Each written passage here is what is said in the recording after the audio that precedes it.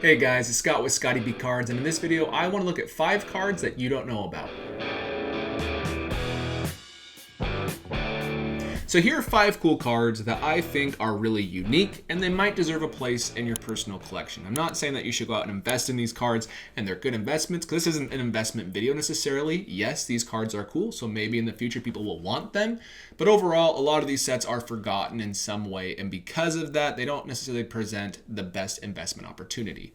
But let's just jump right into it. Very first card. This one's brand new. This is the 2023 TOS Chrome Update Celebration set. This is actually going to be showing the players celebrating in their dugouts. This is a unique card that I don't know if TOPS has ever really done anything similar to this, but obviously you can see the confetti in the background and you can see they're celebrating usually a home run. That's what this set's about, is the celebration after hitting a home run.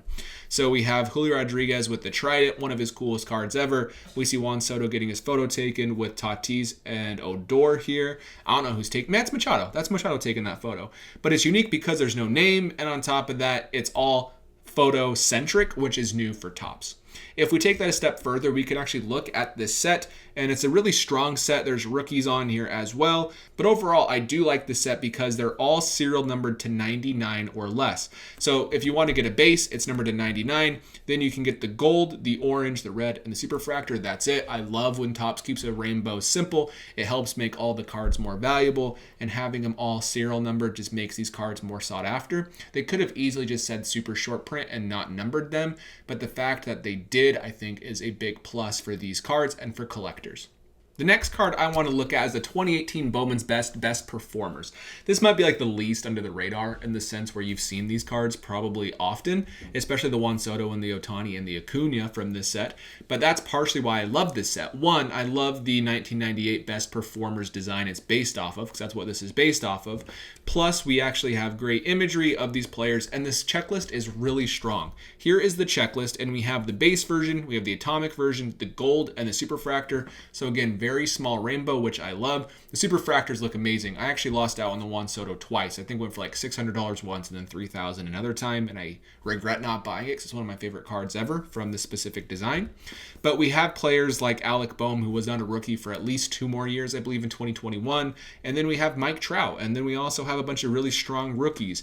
And so this set does present a fun collecting opportunity alongside Jose Canseco and other legends as well that were included, like Randy Johnson. So if you're a player collector, it's a big enough checklist where someone you care about might actually be on that checklist, which is fun. Next up is 2023 Gallery. This is the Gallery of Heroes set. They did this exact same set in 2013, but they had different players. I really like to highlight the older inserts that are rare, short prints, maybe even super short prints in some ways in today's terminology. And we can see like Acuna, Bryce Harper, Ohtani. Here's the actual checklist. A lot of really great players, and it highlights those that did not have a Gallery of Heroes cards in the past. There are some players like Mike Trout who did have a Gallery of Heroes card in 2013 Gallery of Heroes, but there are players like Nolan Arenado, Alex Bregman, Mookie Betts, Aaron Judge who did not. And so I do love this set. I've always loved the die-cut stained glass design. We see the minis out of Allen and Ginter go for a ton. Those are out of 25. They're not serial numbered, but that's what the stated print run is. And I don't know the print run on these exactly, but I don't think they're crazy high because they are SSPs, especially because Gallery is essentially a retail-only product, plus Gallery is no longer a product. And so these cards can be a fun chase if you want to buy a Gallery blaster or if you just want to pick one up of your favorite player.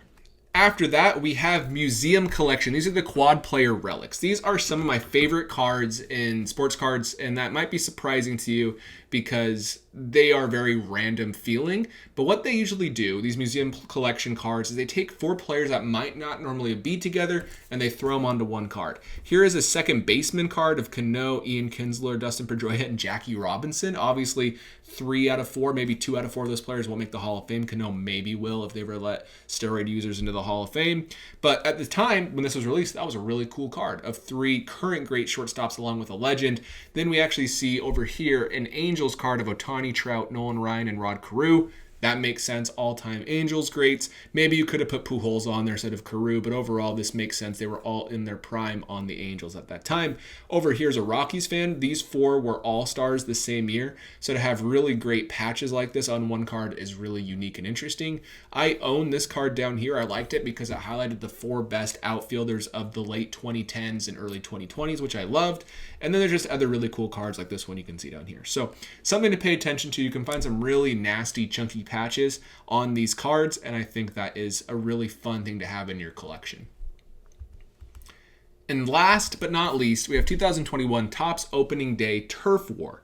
These are unique cards because what we actually have for the relic in these cards is dirt from Major League Baseball games between these 2 specific teams. It doesn't say what game it's from. I wish it did. That wouldn't have been that hard to do. But the fact they put the Cubs and the Cardinals on the card makes me think it's from a Cubs-Cardinals game. For sure, it is game-used dirt from a Cubs game, absolutely. But you would think because they put both players on, that is the case. And I think it's unique. It's cool to have game-used dirt. We have jersey patches. We have maybe hat and shoe relics. But the dirt itself, I feel like, might be a little bit bigger because a lot of different Hall of Famers may have been on the field that day. Like maybe between the Angels and the Dodgers, you had Freddie Freeman, Mookie Betts, Mike Trout, Ohtani, and Pujols all on the field at one time. That's kind of cool. They aren't super expensive. They're designed for kids, but I think it's a fun set, generally featuring 2 all-star caliber players on the card at the same time. But other than that, those are my picks for this video. Let me know in the comments down below if you like these cards and if there's any other under-the-radar cards that you want me to highlight in future videos, and I will see you in the next one.